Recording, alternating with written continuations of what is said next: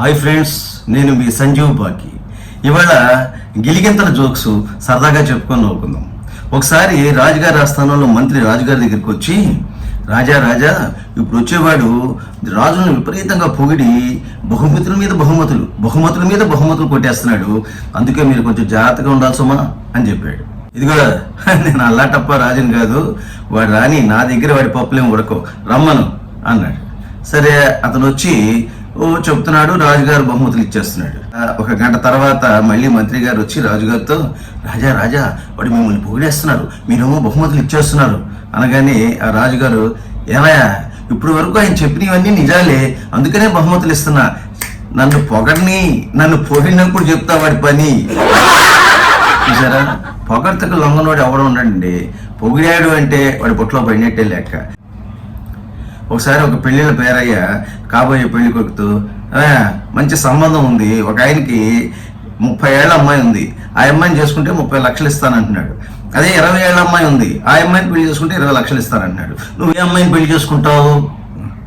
ఇదిగా 40 ఏళ్ల అమ్మాయి ఉందాం చూడండి, చేసుకుంటా.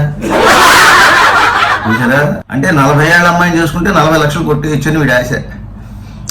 ఒకసారి ఒక పల్లెటూరు నుంచి రైతు డాక్టర్ గారి దగ్గరికి వచ్చాడు. ఏమయ్యా నీకు మందు కొట్టే అలవాటు ఉందా? ఉంది డాక్టర్. ఇదిగో ప్రస్తుత పరిస్థితుల్లో నువ్వు మందు కొట్టకూడదయా, లేకపోతే చాలా ఇబ్బంది పడతావు. అరే మరి మందు కొట్టకపోతే పంటలు ఎలా పండుతాయి డాక్టర్ గారు? డాక్టర్ గారు చెప్పే మందు ఒకటి, ఆ రైతు కొట్టే మందు వేరొకటి, అది సంగతి. ఒకసారి ఒక భార్య, ఏమండి గ్యాస్ రేటు బాగా పెరిగిపోయింది, అందుకే నేను ఒక పూటే వంట చేసి ఆ గ్యాస్ని ఆదా చేస్తానండి. మరి పెట్రోల్ ధరలు కూడా బాగా పెరిగిపోయినాయి, నేను ఒక పూటే ఆఫీస్కి వెళ్ళి ఆ పెట్రోల్ను ఆదా చేస్తానే అన్నాడు. ఇంతలో వాడికి ఒక 6 సంవత్సరాల పిల్లాడు ఉన్నాడు. ఆ స్కూల్ బ్యాగ్ని అలా విసిరేసి, నాన్న మా స్కూల్లో కూడా స్కూల్ ఫీజు బాగా పెంచేశారు, అందుకే నేను ఆ స్కూల్కి వెళ్ళడం మానేసి ఆ డబ్బును కూడా ఆదా చేస్తాను. పనిలో పని, చూసారా, పనిలో పని, ఆ స్కూల్ ఎక్కడదామని పిల్లాడి ఆలోచన. ఇలా ఉంటారండి అక్కడెక్కడ. నీ ఆరోగ్య సమస్యలన్నీ పరిష్కారం అయినట్టేగా? అన్నీ అయినాయి డాక్టర్, కానీ కొంచెం శ్వాస తీసుకోవటం మాత్రం ఇబ్బందిగా ఉంటుంది డాక్టర్. ఏమయ్యా ఇన్ని పరిష్కరించిన వాడిని అది ఒక్కడు వదిలేస్తానా, ఆ శ్వాసను కూడా ఆపేస్తాపు.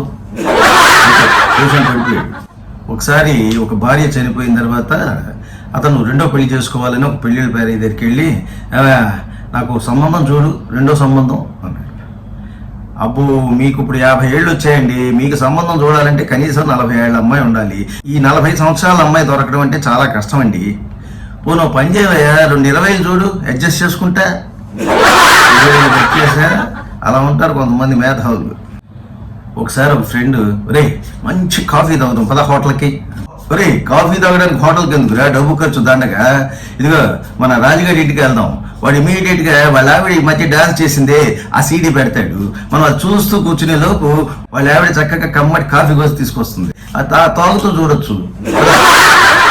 చూసారా, వాళ్ళ ఆవిడ డాన్స్ చూడాలని వీడి కొబ్బలాటం, కాఫీ మీద వీళ్ళ కొబ్బలాటం. ఈ ప్రైసి ప్రియులు పార్క్ లో కూర్చున్నారు.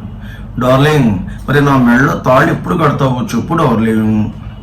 అంత తొందర పడతావేంటి డార్లింగ్, ఇదిగో బంగారం ధర రోజు రోజుకి తగ్గుతుంది కదా, బాగా తగ్గని అప్పుడు నీ మెడలో తాళి కడతా. ఆ బంగారం ధర తగ్గేది లేదు, వీడి తాళి కట్టేది లేదు. అవండి మన అమ్మాయికి 20 నుండి 21లో ప్రవేశిస్తుంది, మరి ఆ పెళ్లి సంబంధాలు ఏమైనా చూస్తున్నారా? చూస్తున్నాని, పెళ్లి కొడుకులు ఎవ్వరూ సరిగ్గా లేరు, అందరూ చవటదద్దమలే, అందుకని ఆలోచిస్తున్నా. ఏంటి ఎలా అంటారు, మీలాగే మా నాన్న కూడా ఆలోచించుంటే మన ఇద్దరికి పెళ్ళి అయ్యేదా ఏంటి? తొందరగా సంబంధం చూడండి. చొరకంటి ఇచ్చిందండి. ఈ కొత్తగా పెళ్ళయింది. పెళ్ళయిన తర్వాత వాళ్ళకి ఎవరో పోస్టులో 2 టికెట్లు పంపించారు, సినిమా టికెట్లు, సెకండ్ షోకి. ఎవరో కనుక్కోండి చూద్దామని ఒక పజిల్ ఇచ్చారు. వీళ్ళకి ఎంత ఆలోచించినా ఎవరు పంపించారో అర్థం కాల.